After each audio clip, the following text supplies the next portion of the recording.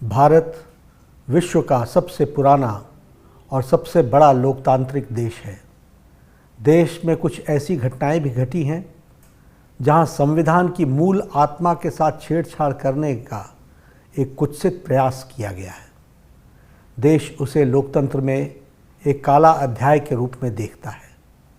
आज ही के दिन कांग्रेस की उस समय की प्रधानमंत्री श्रीमती इंदिरा गांधी ने आपातकाल की घोषणा 50 साल पहले की थी, जो केवल एक राजनीतिक घटना नहीं थी बल्कि लोकतंत्र पर सीधा हमला था, एक कुठाराघात था। 25 जून 1975 की आधी रात को तत्कालीन प्रधानमंत्री इंदिरा गांधी ने आंतरिक अशांति का बहाना बनाकर भारत पर आपातकाल थोप दिया था और देश के संविधान की हत्या कर दी थी। 50 वर्ष बाद भी कांग्रेस उसी मानसिकता के साथ जी रही है। उसकी नीयत आज भी वैसी ही तानाशाही वाली है। 1975 में हाई कोर्ट ने इंदिरा गांधी को चुनाव में आचार संहिता के उल्लंघन का दोषी ठहराया था और उन्हें 6 वर्षों के लिए किसी भी निर्वाचित पद पर रहने से अयोग्य करार दिया था। रातों रात प्रेस की बिजली काटी गई, सारे विपक्ष को जेल में डाल दिया गया, झोंक दिया गया, प्रेस की आज़ादी छीन ली गई। अनुच्छेद 352 आर्टिकल 352 का दुरुपयोग कर लोकतंत्र को रौंदा गया। संसद और न्यायपालिका को अपंग बना दिया गया और 26 जून की सुबह देश पर कांग्रेस की तानाशाही सरकार ने आपातकाल थोप दिया। कांग्रेस की तानाशाही का विरोध केवल राजनीतिक नहीं था, यह भारत की आत्मा और संविधान की रक्षा का आंदोलन था, जिसमें राष्ट्रवादियों ने अपनी जान की बाजी लगा दी।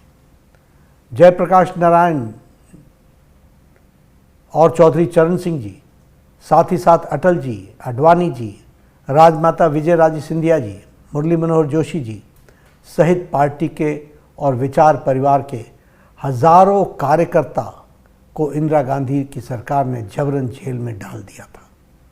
हमारे प्रधानमंत्री श्री नरेंद्र मोदी जी ने एक जिम्मेदार कार्यकर्ता के रूप में तानाशाही सरकार की आंखों में धूल झोंकते हुए लाखों समर्पित स्वयंसेवक कार्यकर्ताओं के साथ कांग्रेस की सच्चाई को हर गांव, हर गली और हर घर तक पहुंचाया था।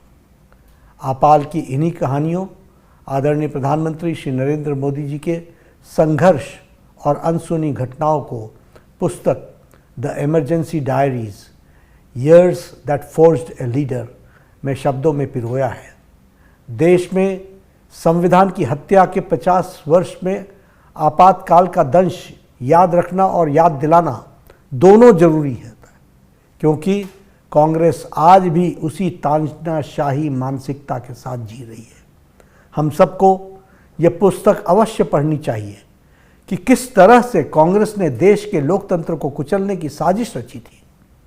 लोकतंत्र के उपासकों ने किस तरह से अपने प्राणों की परवाह न करते हुए संघर्ष को प्रकाष्ठा कर कांग्रेस की इस साजिश को विफल किया था। India is Indira and Indira is India जैसे नारे कांग्रेस की उस मानसिकता को दर्शाते थे, जिसके तहत इंदिरा गांधी ने देश को व्यक्तिवाद और परिवारवाद की प्रयोगशाला बना दिया था।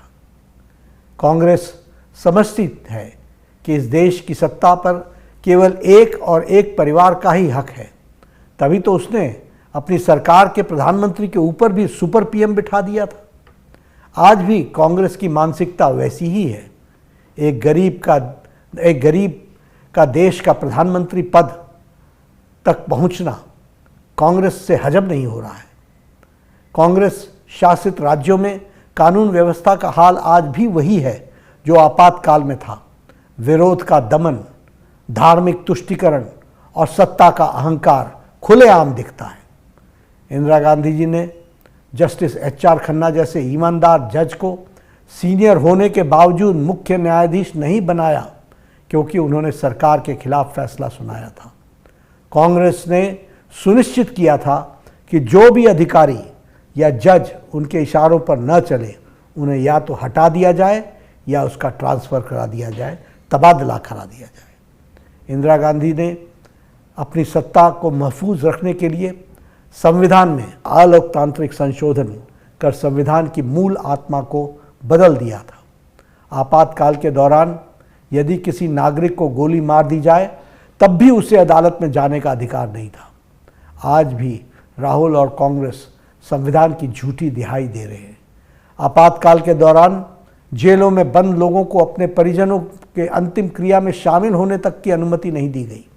कांग्रेस ने आपातकाल के लिए आज तक अपने किए के लिए कभी भी माफ़ी नहीं मांगी है। 2024 का लोकसभा चुनाव से पहले कांग्रेस बाकायदा बहिष्कृत पत्रकारों की लिस्ट जारी की थी, जिनकी डिबेट में जाने से कांग्रेस प्रवक्ता को मना किया गया था।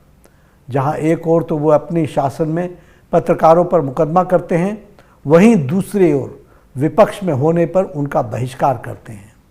मैं आज इस अवसर पर देश के आपातकाल अभिशाप से मुक्ति के यज्ञ में अपनी जान की बाजी लगाने वाले लोकतंत्र के सच्चे सिपाहियों को आज अपनी ओर से और भारतीय जनता पार्टी के करोड़ों करोड़ कार्यकर्ताओं की ओर से श्रद्धांजलि देता हूं और उनको धन्यवाद देता हूं, जिन्होंने संविधान की रक्षा की, देश की रक्षा की।